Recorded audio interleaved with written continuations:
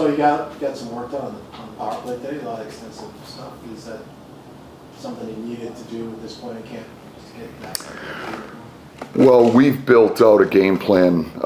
When we met in the off season at our coaches meetings, we spent a week together in August, and we built out. One of the things that we did during that time was we built out a training camp from day one to the start of the regular season.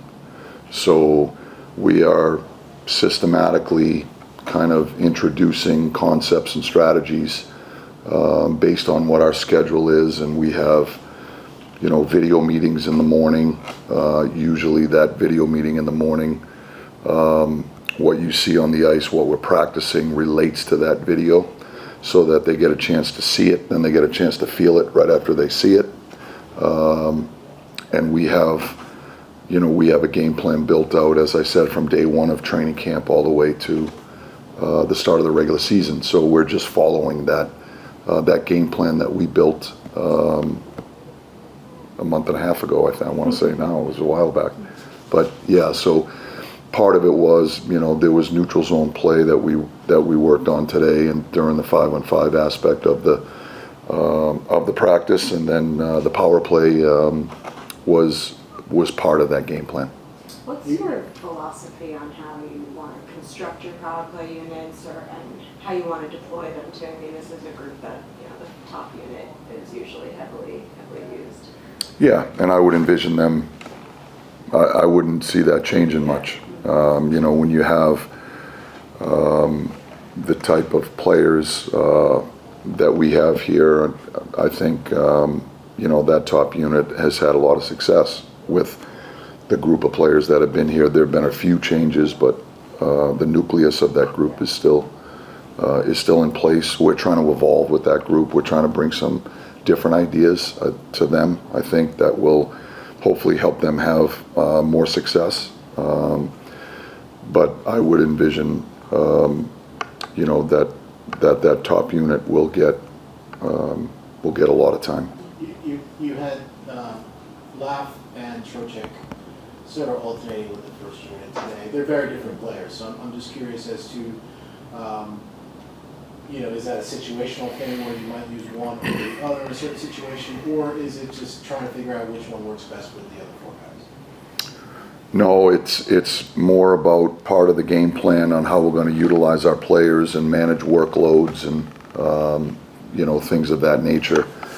We have multiple objectives. I've thought about this. We've had discussions with our coaching staff. I've had discussions with Chris Drury about this. And there's probably a lot that goes into it. The first part of it is,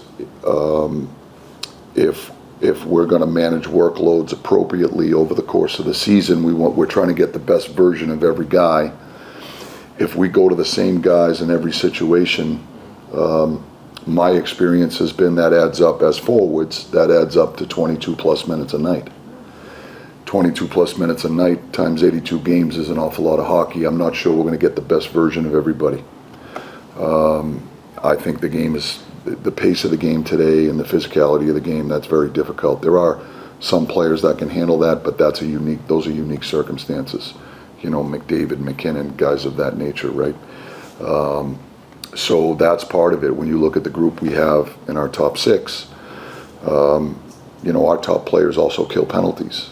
Well, if they're on the first power play and they're in the top six and they're killing penalties and they're defending the lead 5-on-6, excuse me, and then they're out 6-on-5 when we're chasing a game, that adds up to 22 plus minutes. So that's part of it. We've got to find a way to manage their minutes. That's big picture stuff that I've thought about.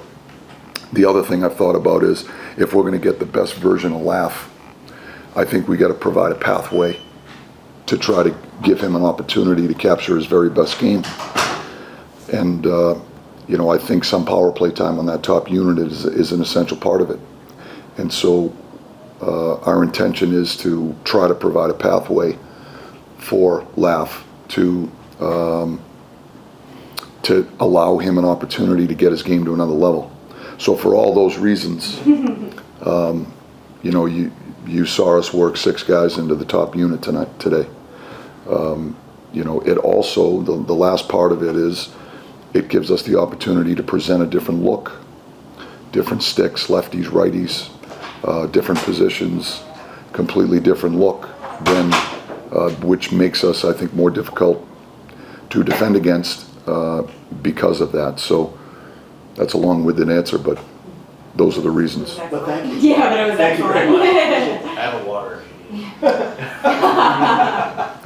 It's a good question, but that was a lengthy discussion that we've had in the off season, and we spent a significant amount of time on that discussion. And you know, I brought some of these ideas to our coaching staff, to Chris Drury, you know, and so that was part of the discussion we had in the off season. You've given Matt Ramby a chance to find the second power play unit, and I was wondering what you've liked about his game there so far. Well, once again, you know, and this was a little bit of a discussion in the, you know, at our coaches meetings and looking at our personnel group and just watching some film of the team last year and trying to learn the group and provide opportunities for players to evolve and grow their games. You know, there's a lot of Rems's game that we really like. And once again, I can only go back to my own experience, but if a player is just a 5-on-5 player, especially as a bottom 6 player, if he doesn't participate on any sort of the special teams, it's hard to find time for them. It's hard to find minutes. That's been my experience.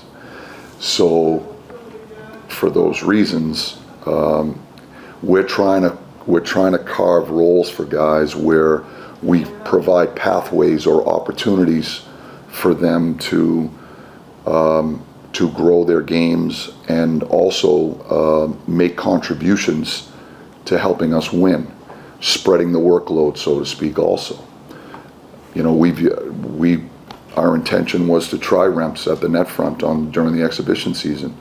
Well, we've really liked what we've seen. He's a handful. I mean, he's a giant, and so he's a handful. He's really strong. He makes the goaltender's sight lines very difficult. He's a handful for the defenseman at the net front, and I've been impressed with his puck skills, with his stick skills in those areas. You know, whether that evolves moving forward, we'll continue to watch, but that was part of the kind of the conversation that we had in our discussions leading up to this season, and looking at each one of our players, you know, and as far as trying to put the puzzle together and figure out, okay, you know, how do we deploy these guys in the most advantageous way that set them up for success? So if Remps doesn't participate on the penalty kill or on one of the power plays, just my own experience has been it makes it difficult to find a bottom 6 forward the minutes that we think they need in order to set them up for success. What's been your impression of Johnny Brodzinski so far through camp? I mean, he's just a reliable depth guy here for the last 5 years. Yeah, I think that's what he is, and he's been a good player for the Rangers, and I think, you know, his reliability, his conscientious play, you know what you're going to get. You know, he's going to bring an honest effort every time he steps on the ice. You know, he's got a conscientious game, and you know what you're going to get from him each and every night. And you know, those types of players are invaluable. And so, regardless of what that starting lineup looks like on opening night, if we're ultimately going to become the team that we hope to become, you know, it takes more than 12-6-2, you know, and I mean, once again, I'll go back to my own experience. It requires depth at all the positions, and so, you know, I think he's a guy that helps us in that capacity. Okay, thank you. Okay, guys. Okay. Sure. I found out yesterday that we have a